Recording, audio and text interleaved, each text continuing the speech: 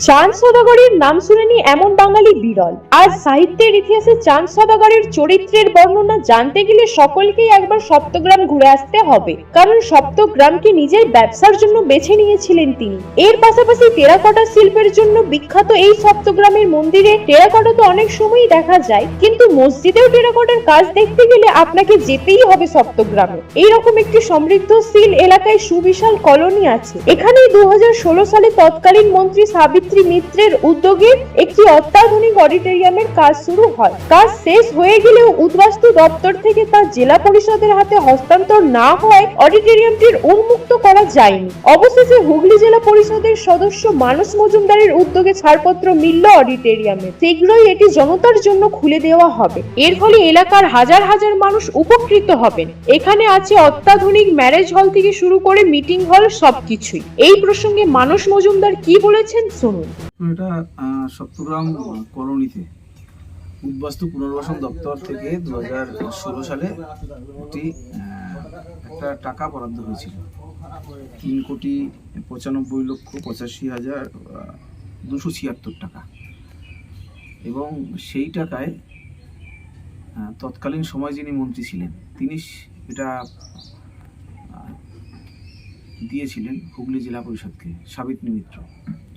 এবং সপ্তগ্রামের আমাদের যিনি অভিভাবক, মূলত তার অনুরোধে এই টাকাটা সাবিত্রী মিত্র হুগলি জেলা পরিষদকে কলোনি এলাকায় ডেভেলপমেন্ট করার জন্য দিয়েছিলেন।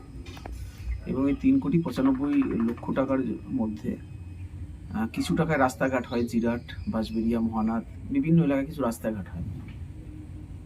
আর বাকি যে টাকা থাকে 3,37,00,000 টাকা ব্যয় করে হুগলি জেলা পরিষদ একটি অডিটোরিয়াম, সুসজ্জিত অডিটোরিয়াম সপ্তগ্রাম কলোনিতে তৈরি করে।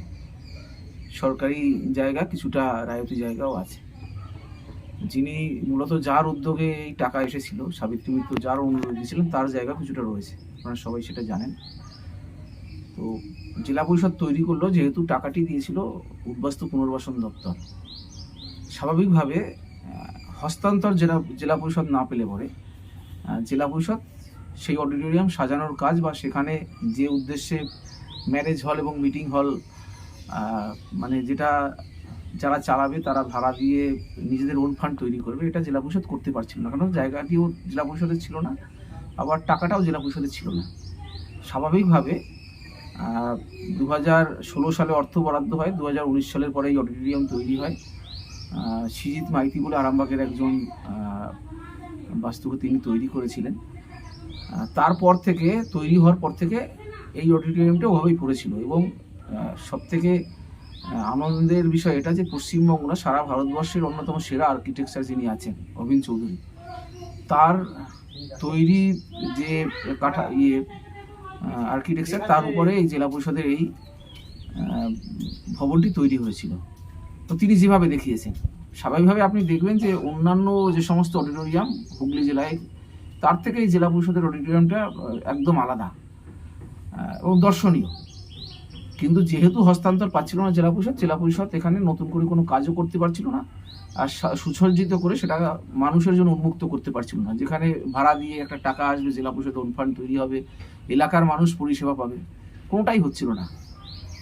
এই প্রেক্ষাপটে 2024 সালে, প্রথমে 2023 সাল এডিএম চিঠি করে ভূমি দপ্তরকে, 2024 সালের 28শে ফেব্রুয়ারি হুগলি জেলা পরিষদের যিনি চেয়ারম্যান, হুগলি জেলা শাসক, তিনি সেক্রেটারি ল্যান্ড দপ্তর, তাকে চিঠি করেন যে ভবনটি তৈরি হয়ে আপনাদের টাকায় পড়ে আছে, ভবনটি যদি জেলা পরিষদকে হস্তান্তর করা হয় তাহলে জেলা পরিষদ রক্ষণাবেক্ষণের কাজ করবে।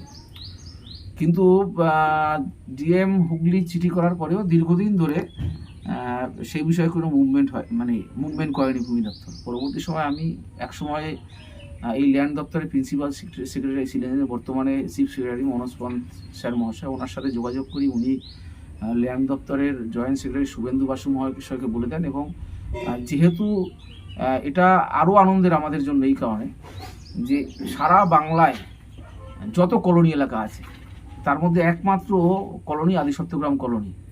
আদি সপ্তগ্রাম তো একটা সময় চাঁদ সওদাগরের সমুদ্র বন্দর ছিলেন, নদী বন্দর ছিল, এখানে চাঁদ সওদাগর ব্যবসা করতে এসছেন। এবং একটা অন্য একটা বর্ধিষ্ণু এলাকা ছিল। তো সেই জায়গায় সেই কলোনিতেই অডিটোরিয়াম তৈরি হয়েছে এবং ভূমি দপ্তর বা উদ্বাস্তু পুনর্বাসন দপ্তর তারা এই ধরনের কাজ কোনোদিন করেনি। তারা রাস্তাঘাট বা কলোনি সাজানো, লাইট এগুলো করেছে, কিন্তু একমাত্র সারা বাংলায় এই অডিটোরিয়ামটা একমাত্র অডিটোরিয়াম। অতএব অডিটোরিয়াম পরিচালনা করার জন্য বা তৈরি করার জন্য কোনো পরিকাঠামো নেই উদ্বাস্তু পুনর্বাসন, তা সত্ত্বেও এই অডিটোরিয়ামটা তৈরি হয়েছে। এটা নিয়ে কিভাবে জেলা পরিষদকে হ্যান্ড ওভার করবে সেটাই ঠিক করতে পারছিলেন না, এবং সেই ঠিকটা করে দেন যিনি বর্তমানে চিফ সেক্রেটারি আছেন, মুখ্য সচিব পশ্চিমবঙ্গ সরকারের মনোজ পন্ত স্যার মহাশয়। উনি আমার সামনেই শুভেন্দু বাসু মহাশয়কে, জয়েন্ট সেক্রেটারি, ওনাকে বলে দেন যে একটা লিস্ট সিস্টেম তৈরি করো, এবং সেই লিস্ট সিস্টেম তৈরি করে তুমি ফিনান্সে পাঠাও, আমি ফিনান্সকে বলে দিচ্ছি, এবং এটা যত তাড়াতাড়ি সম্ভব জেলা পরিষদকে হ্যান্ড ওভার করাও, কারণ ওরা তাহলে রক্ষণাবেক্ষণের কাজটা করবে।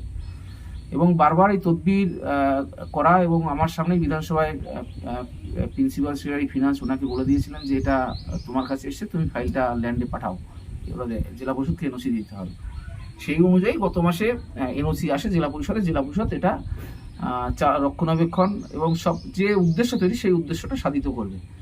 আমরা সপ্তগ্রামের মানুষ হিসেবে গর্বিত, আনন্দিত যে সপ্তগ্রামের মানুষ এই দপ্তরের তৎকালীন মন্ত্রী সাবিত্রী মিত্রর উদ্যোগে একটা অনন্য উপহার তারা পেল, সেটা হলো অডিটোরিয়াম। এবং অডিটোরিয়াম একটা সুসজ্জিত অডিটোরিয়াম, যেটা আগামী দিনে এই এলাকার মানুষের কারো বাড়ির বিয়ে হোক বা অন্নপ্রাশন হোক বা সরকারি কোনো অনুষ্ঠান হোক বা কোনো মিটিং করা হোক, সবটাই কিন্তু আগামী দিনে এখানে করতে পারবে। এবং এসি সেন্ট্রাল এসি বসাবে এখানে। আমার আগের ডিস্ট্রিক্ট ইঞ্জিনিয়ারের সাথে কথা হয়েছে, মানে অত্যাধুনিক অডিটোরিয়াম।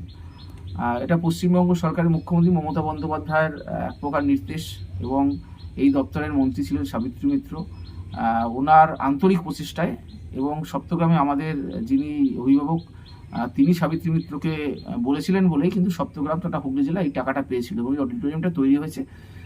যিনি আর্কিটেকচার অভিন চৌধুরী, তিনি একটি টাকাও এই এত বড় প্রজেক্ট করার জন্য তিনি নেননি। এটা একটা বড় বিষয় আমাদের। তিনি বাঁশবেড়িয়ার সন্তান, যার জন্য নিজের এলাকায় একটা এত বড় প্রজেক্ট, এত সুন্দর একটা জিনিস হবে, তিনি একটা টাকাও নেননি। জেলা পরিষদ একদম বিনা পয়সায় অভিন চৌধুরীকে দিয়ে এই কাজটি করিয়েছে।